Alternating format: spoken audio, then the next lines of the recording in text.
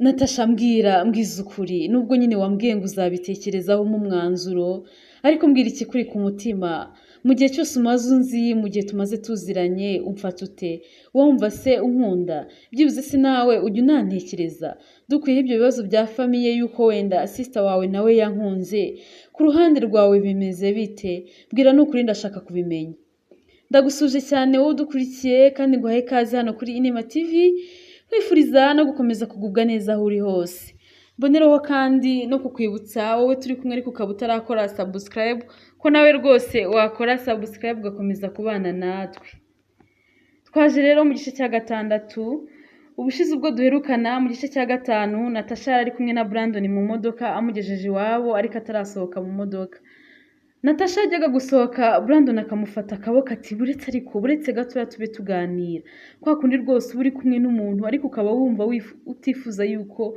mwatandukana nabo rero nuko byari bimeze Brandon yari amaze kubaza Natasha uko amufata uko amutekereza niba nibura nawe ajya amutekereza ariko Natasha yari ataragira ikintu na kimwe amusubiza nuko bahita babona mama Stella aturutse imbere aza yihuta cyane abasanga nuko Natasha atangira kugira ubwoba ndizera ko rero nkwibukije neza aho twari twagarukiye ubu rero twakomeza n'igice cya gatandatu ubwo nagiye kubona mbona umuntu arimo aza dusanga kandi yihuta cyane nitegereje neza nuko mbona ni mama Stella nahise mbwira Brandon nti uzi ko ari mama Stella ndapfe noneho reka nsohoke nawe uhita ugenda ntamenye ko ari wowe twari turi kumwe nkisohoka mu modoka rwose nyikandagiza ibirenge hasi Brandon agiparitse aho ngaho mama Stella yarangezeho nuko ubwoba butangira kunyica twakubitanye amaso turarebana nuko mburaho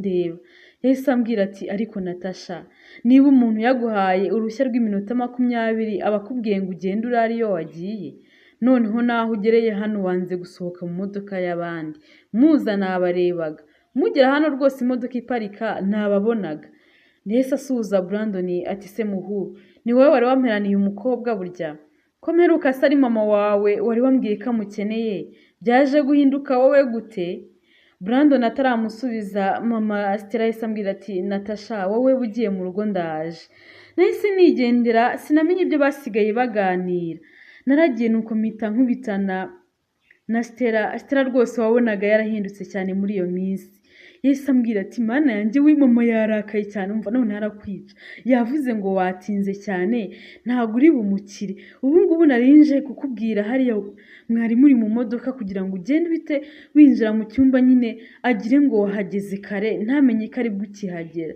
nahise mubwira nti ariko ubu ngubu koko tuvugishije ukuri natinze nyine n'ubundi byihorere ntaho naba njya n'ubundi yabonye ko ari bwo mpageze n'ubu ari hariya ku modoka mama Stella yahise adusanga aho ngaho nyiri kumwe na Stella nukaza ntonganya cyane ambwira ati ariko Natasha noneho ngira ngo nawe urabyiboneye ko kukubuza kugira iyo ujya mba mfite ishingiro igihe wagendeye ku nshuro ya mbere ngo uhaye uruhushya ngo ugende wagiye nuko wanga gutaha noneho naho ugarukiye wanze kuva mu modoka y'abandi watwawe ngo uri kumwe na za masore reka sinakubwira ariko muko uriya musore mwari muri kumwe uzi urwego ariho cyangwa ntago umuzi umva byose ndabimubajije neza ambwiye impamvu mwari muri kumwe ambwiye ko kugucyura ari uko mama we hari ahantu yahise ajya byihutirwa ntugire ngo kuba mwari muri kumwe hariya wenda wanabonaga gusekera ngo ugire ngo hari urundi rukundo cyangwa wabonye ibye na Stella bitagenze neza none urashaka kumufatirana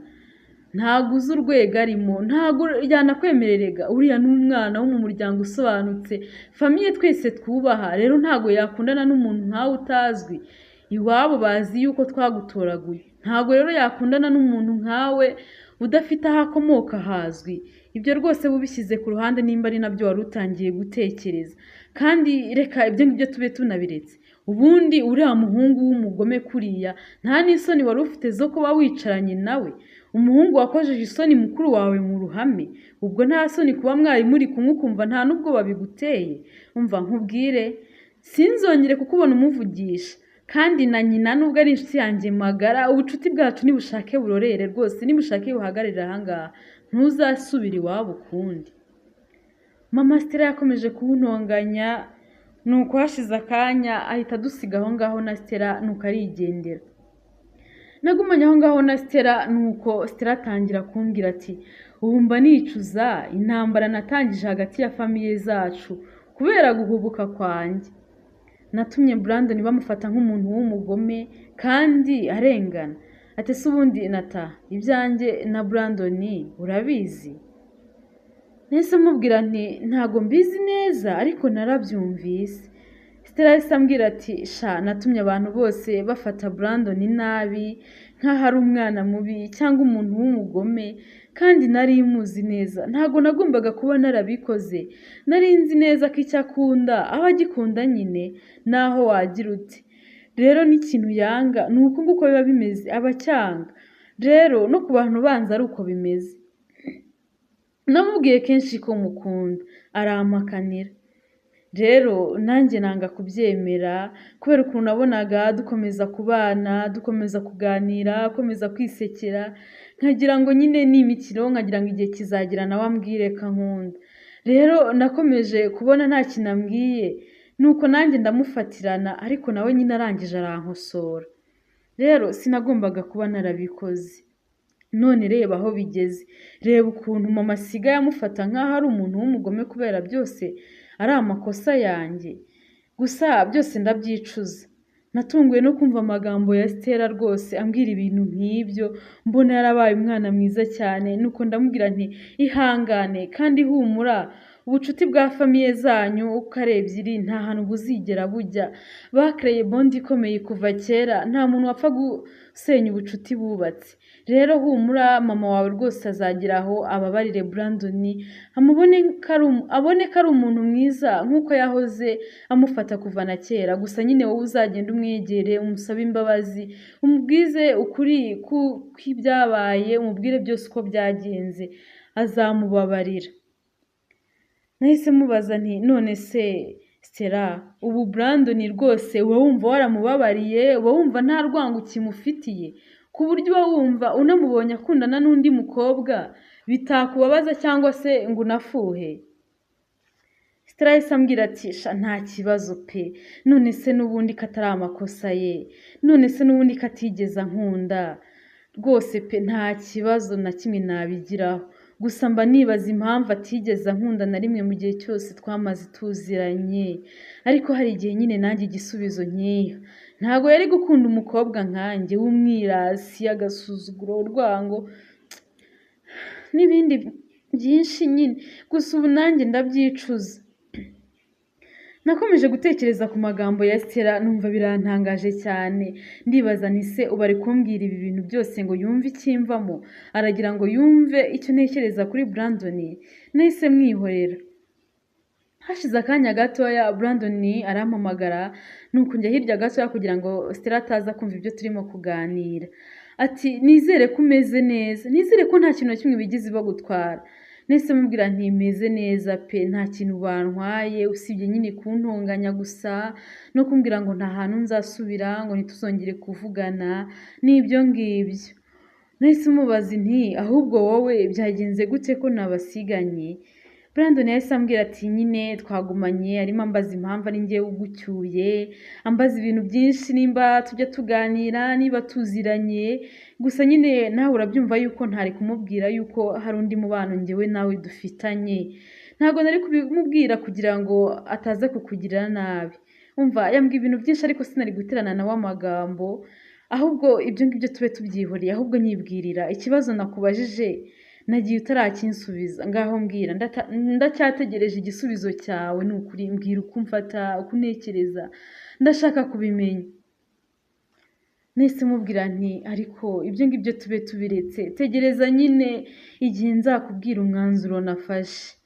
Yakomeje kunyinginga, ngeze aho ndamubwira nti cyusa ntakubeshye rero nanjye ndagukunda. Ariko ngejeje aho ngaho yahise ambwira ati umva birahagije, iryo jambo ryonyine umbwiye rirahagije rwose kandi ni ukuri biranshimishije cyane. Ni nacyo kintu cyonyine nari nkeneye kumva, niryo jambo nari ndindiriye kumva pe. birahagije rero ibyo bindi ushaka kongeraho inyuma ngo ariko usibye ko urebye nuko ibindi byose ushaka gushyiraho inyuma bicishamo umurongo bireke pe ndabizi ubwo ugiye kuvuga ngo ariko Stella ntago yabifata neza mama Stella ntago nazamukira mu rugo ntago bazabishyigikira bazi ibyabaye muri anifu ya Stella umva n'ibindi byinshi ushaka kongeraho hari ubwo mbeshye sibyo ngibyo ushaka kuvuga nahise musubiza nti byose ndumva ubizi pe ndumva ubizi neza Brandon yahise ambwira ati ibyo ngibyo byihorere byinagutesha umutwe icyambere ni uko ngukunda nawe ukaba unkunda ibyo rwose birahagije kandi ni ukuri birananshimishije cyane rero humura byose tuzabicamo kandi tuzabitsinda nta na rimwe njyewe ndabona urukundo rutsindwa kuva uwo munsi twatangiye gukundana usibye Crispy wenyine niwe wari ubizi mu rugo nakoreshaga uburyo bwose bushoboka kugira ngo hatagira undi muntu ubimenya bakabyivangamo Stella nawe muri iyo minsi twari inshuti cyane umunsi umwe yansanze muri chambre yanjye nuko afata umwanya nsaba imbabazi ku byo yankoreye byose kakenshi ari ishyari yaramfitiye kuko yabonaga hari ibintu byinshi byiza murusha nuko ndamubabarira ariko ku mutima ntinumenya ko nkundana na Brandon noneho si ukunyanga gusa sinzi icyo uzankorera byose ndabizi ko bizasubirira udubi uwo munsi ni nkaho twari twirirwanye amasaha yo kujya ku meza yarageze nuko mbwira Stella nti ngwino rero tugende nuko Stella arambwira ati sha nukuri ndumva ntashaka kurya pe genda igendere ntago njyewe ndi bujyane nawe rwose pe ntago ndi buryo uyu munsi narambwinginze ngaze tujyane ariko rwose aranga burundu namusize aho ngaho ndagenda ndavuga nti nanjye kurya ntago nabishora mbizi neza ko umuvandimwe wanjye nta kintu na kimwe yigeze afata kandi buriya nubwo ambwiye ko atabishaka mbijyanye tugasangira namutera peti nararuye nuko njyana muri chambre ngo nsangire na Stella nkikingura umuryango numvishe Stella arimo arira cyane yariraga cyane rwose yisanzuye kuko yarabizi neza ko ntari aho hafi yarazi ko rero nta muntu n'umwe uri bumwumve nahise ntereka ibyo nari nzanye iruhande rwe ndamwegera kugira ngo muhoze mubaze icyo abaye acyumva impumuro y'ibyo nari nzanye sasa yise atangira kuruka ati subizayo vuba vuba nawe bisubizeyo vuba pe ndakwinginze nayoboye ikintu Stella abaye nuko mbisubizayo narabijyanye nuko abandi batangira kumbwira bati ariko urimo urafinda ibiki nabuze icyo mbasubiza mu by'ukuri nuko mbitereka aho ngaho nisubirira muri chambre kureba Stella kugira ngo ambwiye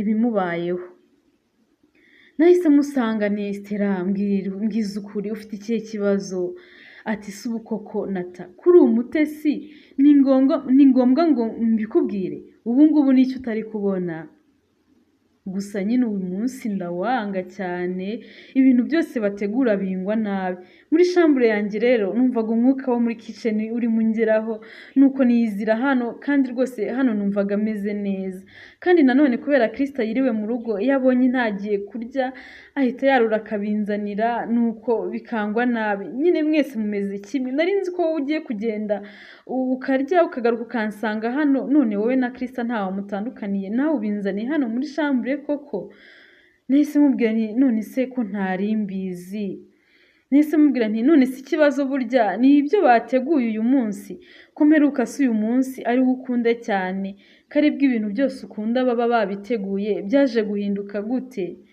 Stella yahise ambwira ati ariko shanata mana yanjye uri inosante koko ubu nta n'ikintu na kimwe ushobora no gutekereza gusa reka mbikubwire ni wowe muntu muri uru rugo mba mbona ufite umutima mwiza ushobora no kuntega amatwi ukanyumva wowe na Crispy pe muri abantu beza ariko reka mbibwire wowe kubera ko ari wowe mukuru wenda wananyumva ukanangira inama Stella yakomeje kumbwira ati sha Natasha ubu uko ndeba uku nguku ndatwite nanjye ni ngo Mana ishobora byose we Stella uratwite koko ntabwo rwose ibyo bintu nabikekaga kuri Stella yahise ambwira ati ndatwite sha nagerageje kuyikuramo kenshi biranga bambwiye ko ninongera kubigerageza ishobora no kumpitana rero nta wundi ndabibwira muri uru rugo impamvu usanze ndimo ndira rero uwayinteye yakuyeho telefone ye yanze no kongera kunyitaba. Mu kanya rero usanze yari amaze kunyohereza mesaje ngo niba narananiwe kuyikuramo ngo ibyo birandeba, ngo ahasigaye iwacu ni abakire bazamfashe kurera uwo mwana, ngo sinzongere kumutekereza ukundi, sinzongere no kumutesha umutwe, ngo naho ibyo kuntwara akangira umugore ngo byo mbyibagirwa byose rwose, ngo nta nubwo yabikora, ngo umukobwa nkanjye w'umwirasi nkanjye, ngo iwabo ni famiye iciriritse rwose y'abaturage, ngo kandi aranzi neza uko nteye, ngo ntabwo twashobokana. Rero mbwiza ukuri mana yanjye, ubuse koko nkora iki? Akimara kunyohereza mesaje namuhamagaye ngo numve wenda ko telefone ye yaba ikiriho, nuko nsanga n'ubundi yayikuyeho. Mana we, sinzi ikintu cyo gukora. Natasha, mbabarira umbwire, ngira inama, ubuse koko nkora iki? Mbigenze nte koko? Nanjye ako kanya byaranshanze, nuko ndamubwira nti icyo wakora cyose rero ntuzongere gutekereza kuyikuramo, sibyo? Kandi nyine niba anagukatiye akaguhakanira gutyo, ndumva wabibwira mama wawe akabimenya, akamenya ibyakubayeho, kandi ni ukuri nta kintu azagutwara. Stella yahise ambwira ati yari kuzi ko uri umusazi, ntugatekereze ko kubona mama agufata kuriya ari uko atakubyaye. Mama niko ameze, ibintu byose abigira intambara, ntago abimenye yambabarira. Ndabizi sinzi ikintu yankorera, ariko ndabizi ko icyo kintu kitaba ari cyiza kuri njyewe no ku buzima bwanjye. Rero ahubwo reka nkwisabire ikintu kimwe natekereje kuva kera. Ni ikintu rwose natekereje kuva nkimara gusama. None se Nata, wamfashije? Niba abantu wabanaga nabo utaraza hano ari abantu beza bakaba banakemera yuko twaba turi kumwe, wabambwiriye nkaba ndi hamwe nabo. Rwose ndashaka kujya ahantu kure cyane, ahantu mu rugo batazakeka ko ndi, batazanamenya yuko nagiye. Ndashaka kujya ahantu kure ku buryo mama azambura agahangayika agatangira kunshakisha, ku buryo azambona inda yarabaye nkuru imaze gukura rwose, ku buryo icyo gihe atazaba kimfitiye umujinya n'uburakari, ikizaba kimushishikaje ari ukumbona. Rero icyo gihe ambonye nambona azaba mfitiye impuhwe, azaba yishimiye kongera kubona umwana we yabuze kuva kera. Nta kindi kintu azaba atekereza, icyo gihe azaba yiteguye kumbabarira amakosa yose. Rero rwose ndakwinginze mbabarira, umpuze nabo, mbe mbanye nabo muri icyo gihe cyose, nibura nk'amezi make cyane. Nahise mubwira nti shanu kuri nta hantu nabaga, njyewe rero nabanaga na mama, kandi nyine mama akimara gupfa nibwo naje kuba hano. Inzu y'iwacu rero habamo abapangayi. Tukirimo kuganira Brandon yahise ampamagara, nuko nditaba. Urukundo rwari rushyushye, nawe urabyumva, twari dukundanye cyane, twaganiriye byinshi. Nuko turangije kuvugana arambwira ati ndagukunda cyane, nanjye ndagukunda cyane. Nari natwawe ku buryo ntanibukaga yuko Stella rwose turi kumwe aho ngaho muri chambre. Stella yumvaga ibyo twaganiraga byose, nuko ati Nata, ijwi rya Brandon ndarizi neza, niwe mwavuganaga sibyo? Mbwiza ukuri kandi ntumbeshye, murakundana? Ntacyo nari kuba mubeshya kuko yari yabyumvise byose, nta kintu na kimwe rwose nari kuba muhisha. Nahise mubwira nti yego rwose Brandon turakundana. Stella yikije umutima ati Shanata, urahirwa kabisa, wowe Imana iguhaye umuntu muzima. Byari bikwiye ko amarira waririye muri uru rugo Imana iguha umuntu nka Brandon akayaguhanagura, akanakwibagiza ibyakubayeho muri iyi famiye.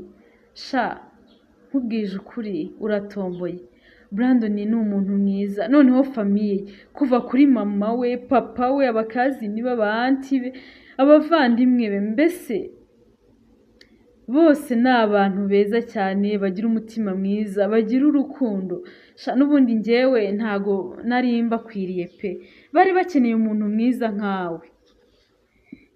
Natunguye no kubona Stella rwose nta kintu bimutwaye, nta kintu na kimwe bimubwiye. Numvishe bintangaje cyane. Stella yahise ambwira ati sha nyine wowe ugize amahirwe naho njyewe nyine ibyanjye bijemo imikasiro wanteye inda ntashaka no kuzongera kumvugisha, mbese iri ni itangiriro ry'umwaka umpuye naryo mu buzima. Nahise mbwira Stella nti none se Stella abavandimwe ba Brandon ko ntabo nigeze mbona. Stella yahise ambwira ati sha nyine niba aribwo mugikundana buriya hari byinshi atarakubwira, nyine abavandimwe be bari kwiga hanze, buriya nyine uko muzakomeza gukundana azagenda bikubwira. Sha nyine reka ibya Brandon tube tubyihoreye ahubwo mbwira none se uremera kumfasha, mfasha iyo nzu y'iwanyu ariyo mba mbayemo sibyo? Nise mubwira nti Stella ntago wahashobora n'ukuri, yego nyine ni ahantu hatangiye kuba umujyi cyane, ariko nyine ikimpangayikishije ni ukuntu wagenda ukaba mu nzu ya wenyine. Urumva ibyo bintu nabikwemerera koko? Hoya pe ntago nabigufashe, ibyo ni ibintu ntashobora kugufasha. Stella yahise ambwira ati sha wamfashije n'ukuri, erega humura nzabamo amezi makeya, ubundi nda nimara kugaragara mama numva nawe yarabyakiriye nzahita nigaragaza nukambone. Ndakwinginze Nata waretse koko, ndakwinginze mbabarira umfashe, wibuke yuko iki ngiki aricyo kintu cya mbere ngusabye mu buzima bwanjye, rero mbabarira nawe ntukinyime. Nahise mpamagara wa mushuti wa mama waturebereraga imitungo yacu, nuko ndamubaza nti se hari abantu bari muri iyo nzu? Yahise ambwira ati bazarangizanya n'uku kwezi, bambwiye yuko kuno kwezi nikurangira bazahita bayivamo. Nahise mubwira nti rero uzaba uretse kuyitanga nzakubwira. Nabwiye Stella uko bimeze, nuko ndamubwira nti ariko Stella nakagufashije, ariko ibaze ko ahantu uzaba ugiye ari njye uzaba warahakurangiye, nzi neza n'ahantu wagiye, ibaze ko bazamara icyo gihe cyose bagushaka mbizi neza ahantu uri, urumva nibabimenya atari njyewe bazashyiraho amakosa yose? Stella yahise ambwira ati ariko mana yanjye we koko Nata basi ngirira impuhwe wirengagiza ibintu byose bibi nagukoreye, rwose ndakwinginze ntubyiteho. Ubu mama uragira ngo amere nabi, ndabizi ko amenye ko ntwite yahita nshakira nk'abaganga ngo bankuriremo inda, kandi njyewe aho bigeze sinkibishaka, bambwiye ko byanampitana. Mama ndamuzi neza, uzi ikintu cya mbere mama yanga mu buzima bwe?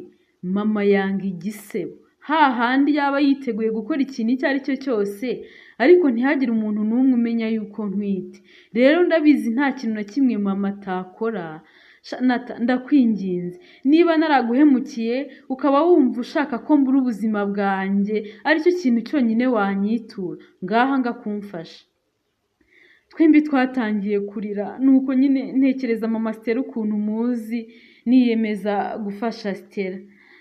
Nahise mubwira nti ariko ubundi Stella umuntu waguteye inda udashaka kugufasha, urimo utuma ustragoringa wenyine nta kintu na kimwe bimubwiye, uwo muntu ninde koko?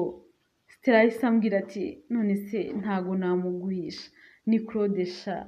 Nahise mubwira nti mana yanjye we sha Stella n'ubundi nari nabiketse, nigeze kumva we na Krista mubiganira, kubera iki koko utigeze ubona ko Claude nta rundi rukundo yari agufitiye?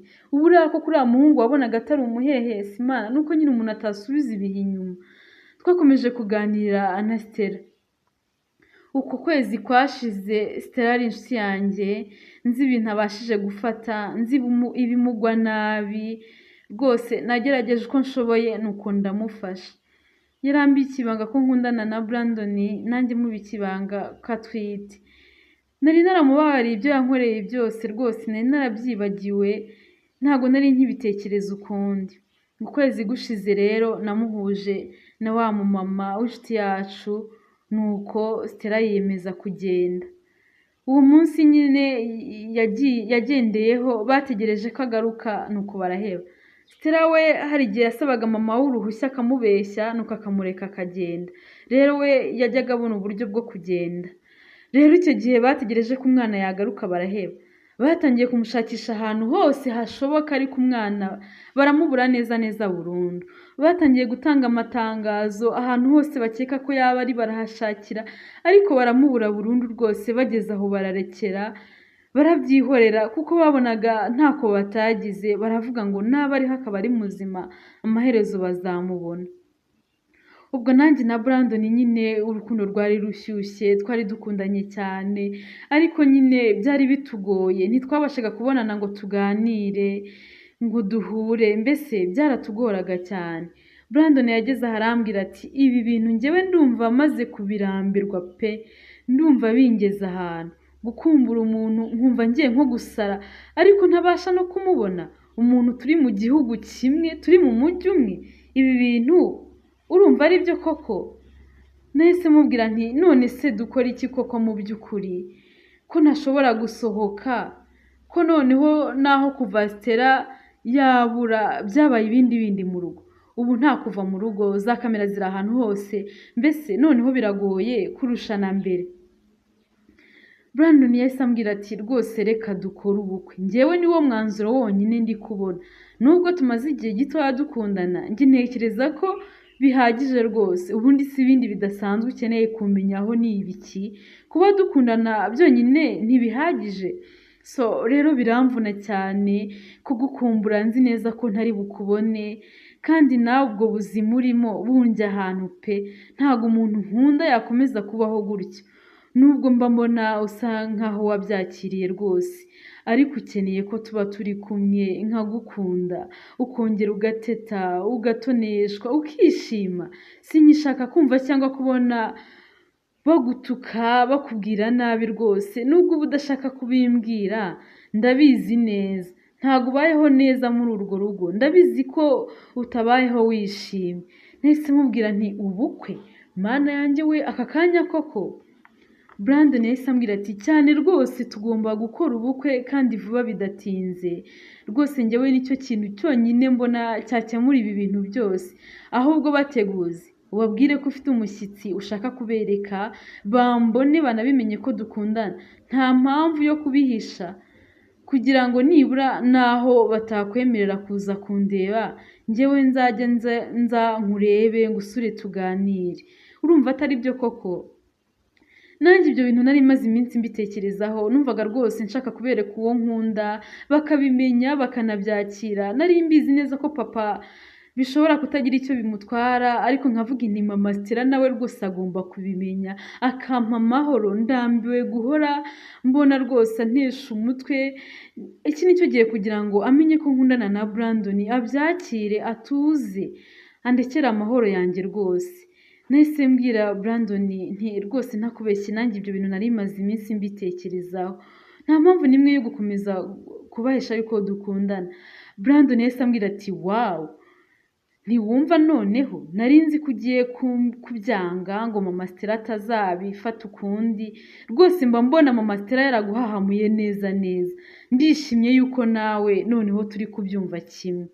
Rero ngomba kuza iwanyu bakabimenya ko dukundana kandi tubishyire vuba bidatinze, njye nditeguye rwose. Naha rero dusoreje igice cya 6, ndimo ndibaza ukuntu Brandon na Natasha bazahagarara rwose mu maso ya mama Stella bati turakundana. Ndimo ndibaza uwo munsi nkumva nanjye rwose unteye amatsiko.